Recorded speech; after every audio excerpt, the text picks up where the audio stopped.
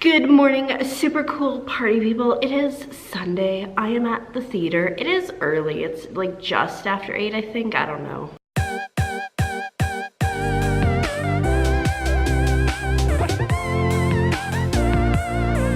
Yeah, just after 8. My mom had to work today, so I was like, Mom, can I get a ride? Because the buses suck on the weekend, so the earliest I can get here is 9, which means that I'm here later, and I hate being here later. I prefer to get in and get out as fast as possible, but I'm awake. Despite the fact that I think I only got about 5 hours of sleep, I'm feeling pretty jazzed right now, which is a good thing. I have my breakfast drink today, and I'm just like chilling for a minute here before I start. I'm gonna not chug this because that would probably kill me, but I'm going to drink it quickly. Wow, my brain. Speaking of brain things, because mine's not working, so let's add science in here. I tried to film a video about my 23andMe results the other day, but that didn't work because the screen record was like completely illegible. So I'm just gonna talk about it today, I guess. That's gonna be the thing I talk about, my 23andMe DNA results, because that's exciting, because science is cool. But not right now. Right now I need to do this because science says I need food. Does it? I don't know. Ah. In good news, I am more awake now, which is great. I think probably having breakfast was a good thing, so yay, science. But speaking of science, and we're back to 23andMe. Look at that, I looped that real good.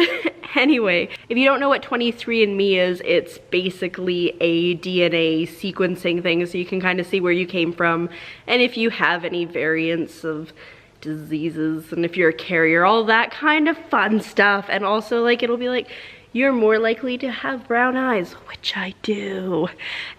Anyway, so this isn't a sponsored video. I just thought that it was cool, and it's something I want to do for a while, so I got in on that train eventually. But basically what you do is you go to the site, you order a kit. The kit gets sent to you in a little like white box with their design on it, that matters, and you open it up and it's got instructions, and basically you spit in a tube, and once you close it, it like pops in this other stuff to like make it something, I don't know, science, and you send it off in the mail, and then in 6 to 8 weeks you get your results. So that's the process of getting it and doing it and sending it off, and that's pretty much all you need to do until you get your results. And so in a little bit I will go over what I was expecting to find and what my actual results were, because they didn't line up. So somebody in my family was lying or just didn't know the whole truth, but that's fine. This thing just tried to trip me, and that's pretty rude of it, I think. Okay, so I'm going to go upstairs, and I tried the light switch and it's not working, so I'm not really sure, so let's go. I got a flashlight here. This is super creepy. At least it's like well lit upstairs because of windows, but still so creepy. What is this light? There we go. It was that classic, the light switch was halfway across.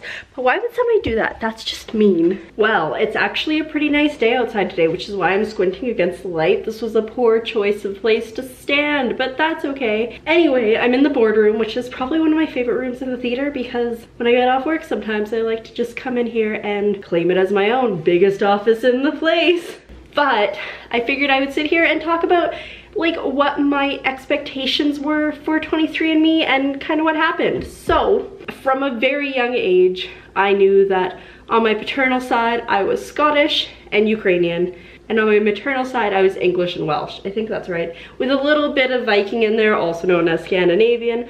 But my mom, I just said it because I thought it was cool. My mom was like, there's no way you have Scandinavian in you because I'm only like 1/16, so it didn't get passed on to you.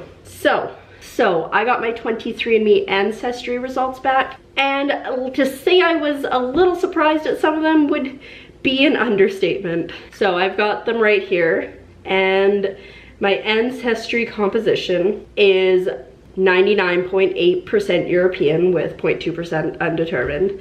30.2% is British and Irish from the United Kingdom, which I kind of knew. 21.9% was Ukraine, which I suspected because like my last name is super Ukrainian.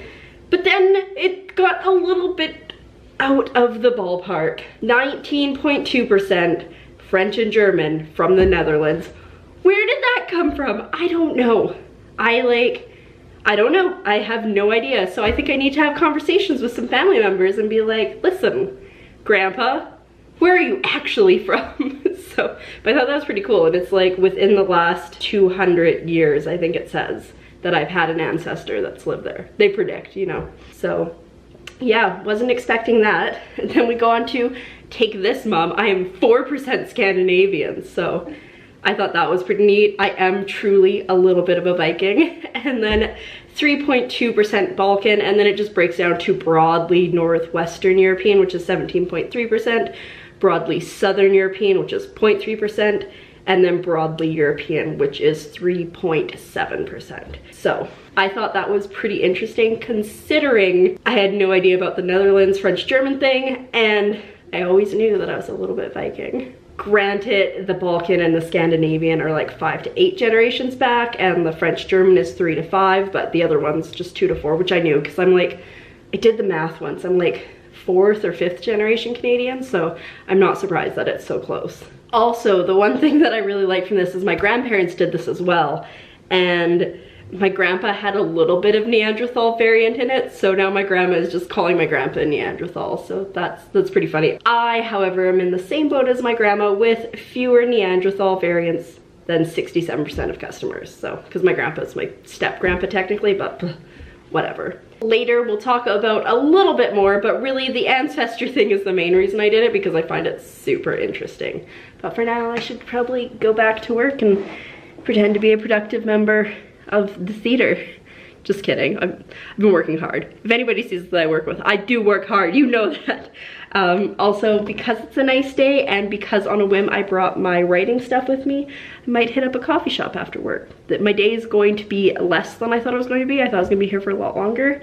So that is super exciting. All right, before I go, because I'm now done for the day, which is super exciting, I figured I would take a moment to talk about like the health sides of my 23andMe DNA result test stuff. You know, I was thinking my vlog started out like me slurring and just not understanding how to function as a human, and I thought I was getting better, but I guess I'm not. But trusty phone here, and I have already got the results. And in good news, out of 43 carrier status results, I don't have any of those variants, which is super awesome because it's always a good thing to know. Like I said, my main focus on this was to find out where I was from, but it's also nice to know that that's not gonna be an issue, all those really random things that they test for. The only like asterisk that comes up, which I knew would probably come up, is in the genetic health risk reports, and it is a slight increased risk of age-related macular degeneration. But like I said, my grandma took this, so she had that, so, but you know, other than that, we good. There are 2 things that I haven't said I wanted to know the answer to yet, and one is late onset Alzheimer's disease, and the other one's Parkinson's, because I'm like, I don't think I want to know, but it's nice that the option is there if I ever do choose that I want to know if it's coming or not. But now I'm going to get out of here, so I will see you in a new location with more things, more of the fun things. The health stuff is like good to know, but it's boring. All right, so I am home from work now. I ended up not staying out and writing because I was able to get a ride home, and a ride home is always a great thing to have. I'm pretty hungry right now though, but we're gonna get into this first. Also, when I got home, my brother had bought Wipeout VR because he has the PS4 with the VR, and I played a lot of it, and now I feel really sick. But I'm really good at racing games, so it was awesome, especially because it was all first person, but I feel really sick right now. It's going a little bit too fast, but it's cool. We will get over it. But before we do important things like eat food, which I definitely need to do, I just want to go over the traits on 23andMe, because that's just another thing that it will give you. I'm just gonna go over the list really quickly here because it's not like crazy exciting, but it's, you know, somewhat exciting.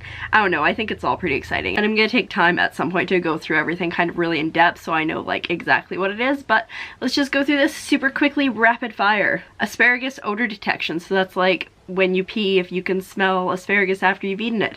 Likely I can smell it. I would never know though because I don't eat asparagus because ew. Bitter taste, I can likely taste it. Cheek dimples, likely no dimples. True, I don't have cute little dimples. I do have like this little one down here though, I think it's there. Maybe it's there. I don't know. Cleft chin, likely no cleft chin. I don't have one. Earlobe type, likely detached earlobes. It's true. They are not fully attached there. Earwax type, likely wet earwax. Well, it's not dry, so I guess that's right. Eye color, likely brown or hazel eyes. I like how they kind of cover themselves there, but yes, I do in fact have brown eyes. They're very dark brown eyes. Apparently I was born with black eyes, which I think is pretty boss, and also I'm probably a demon, but that's fine. Here's one that is wrong. It's finger length ratio. It says my ring finger is longer, likely, but as you can see, it is shorter. Freckles, likely little freckling. It's true, I do have a couple freckles around, not like a huge amount, but a little bit. I actually had a friend one time who said that she hated freckles, but they look cute on me, but it's like, girl, you're just saying that you hate my face. Thanks. Hair texture, likely straight or wavy. Well, I don't do anything with my hair like ever, and it is very wavy as you can see, so that is correct. Light or dark hair, it says likely light. Now, contrary to popular belief, this is not my natural color, nor was the dark color I was rocking before this. I actually have a pretty light, mousy brown color typically, which is so boring for me. This is me. Newborn hair likely has little baby hairs, which is true. I get them like all the time around here because they're cool like that. Photo sneeze reflex. So this is basically you look at the sun and you sneeze, and it's likely that I don't have that, so that's good because I do enjoy looking at the sun. Probably too much. Should wear sunglasses and not do that more often. Red hair, likely no red hair. As you can see, it's green, but I think I usually have a little bit of red, but it's very subtle, and mainly it just makes me pull red if I do like a brassy color versus doing an ash color, but that's not a problem with green hair. Skin pigmentation, likely lighter skin. I am really, really pale. Like, I think I got a little bit tanned when I was out in the sun the other day because I was like, why do I look so dark? And like, even when I'm tanned, I look pale. Sweet versus salty, likely prefer salty. It's true, I am not a fan of sweet stuff. I mentioned it the other day when I was drinking chocolate milk. I much prefer to like eat a bag of chips and just so much salt. It's amazing. Toe length ratio now, so it's likely that my big toe is longer, and that is true, and I like it. My toes are just the nice descending from biggest to littlest. I like it. Unibrow, likely no unibrow. I mean, I think it tries, but it doesn't try very hard, so yes, that is correct. And widow's peak, likely no widow's peak. It's true, I just have a round thing there, whatever that's called, a normal hairline, I don't know, a non-widow's peak hairline. So those are all the traits, just quickly in a nutshell, that it covers. They are always adding more stuff, and then the only thing we have left to talk about is wellness. But first, for my own personal wellness, I need to go get some food because I am tired, so therefore I need more food, and I kind of want to just have a nap, which I shouldn't. I should try to be a productive member of society. Also, it's sunny outside. I should go look at the sun. No, don't look at the sun! Ah! Hello. Am I wearing my pajamas? Mostly. I wish I was more wearing my pajamas, but that's fine. Am I in the garage? I don't know. I'll let you decide. It is about 8:30 and I have a massive headache, and I think it's a VR headache because like reality is okay most of the time, but virtual reality, whew, just killed me with that racing game. Like I felt sick for like an hour afterwards. It was just, the course just, whew. But I felt good in the fact that my brother played after me and then felt really sick too, so we just switched to 4K for a while, played some split screen, passed the controller back and forth, all that fun stuff. But yeah, Wipeout is a very good game, and I will definitely be playing more of that because I love racing games. I don't think my brother realized how much I play racing games because he was surprised at how fast I picked it up. But like, I play Trackmania and Mario Kart, of course, and Burnout. I love Burnout, so you know, Wipeout's just another one to add to the list. But that's not what we're here to talk about. We are here to talk because I have a massive headache, and even though it's only 8:30, I think I'm gonna go to sleep soon, which means I have to finish the vlog. And we are on to the final section of this 23andMe DNA thing, which is the wellness section. And now, I didn't really know that this section was a thing, but it's actually probably one of like my second favorite one because it's kind of fun. It's fun like the ancestry one. So there are 8, it's a weird way to hold it up, but there are 8 different things that they test it for in this particular section. The first one is alcohol flush reaction. So apparently I am unlikely to flush if I get drunk, but just like the asparagus thing, I don't drink, so we'll never know. We'll just never know. But it's good to know that if I did, I could probably hold my liquor and no one would be able to tell. Second is a caffeine consumption, and I am likely to consume more, and I can kind of see that. Like, I don't drink coffee, but I do enjoy my caffeinated beverages like the fizzy pops, that kind of stuff, so you know. Okay, deep sleep. It says I'm less likely to be a deep sleeper, which sadly I know to be true because I do have a sleep tracker here on my finger and I hardly ever get deep sleep. It's a lot of light and oftentimes a lot of REM. Like a lot of the times I'll be like 3.5 hours of REM, 3 hours of light sleep, and like maybe an hour of deep sleep, which is just, it just sucks. I would like to sleep like the dead, but that's okay. I really like my dreams, so we'll take that too.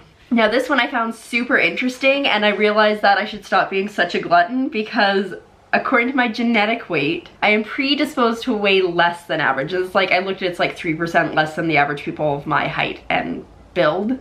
And so, yeah, I should stop eating so much McDonald's, don't you think? But that kind of leads us on to the next one, which is muscle composition. And it says that my muscle composition is common in elite power agents. So like, come on, I'm a boss. But yeah, I'd say I'm pretty strong. I just eat a lot of food so I don't look as strong as I actually am. Next is lactose intolerance. It says I'm likely tolerant, which you would know if you watched my vlog from the other day where I was consuming chocolate milk, because chocolate milk is so great. It's the second time I referenced that in this video. That's really funny. The next one is saturated fat and weight.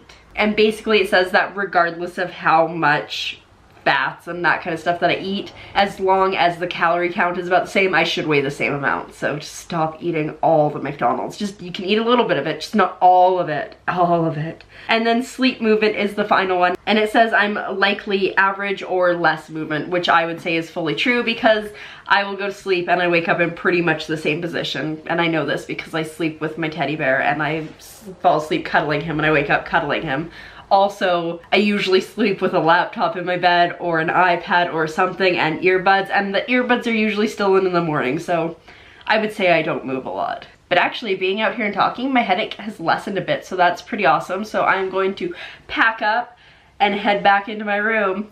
I probably just gave away that I'm actually in the garage. Oh well, but it looks so pretty, it's so fabulous. There's probably spiders hiding behind that thing, but I don't need to know. And with that, I am back in my bed with my cozy blanket and my teddy bear.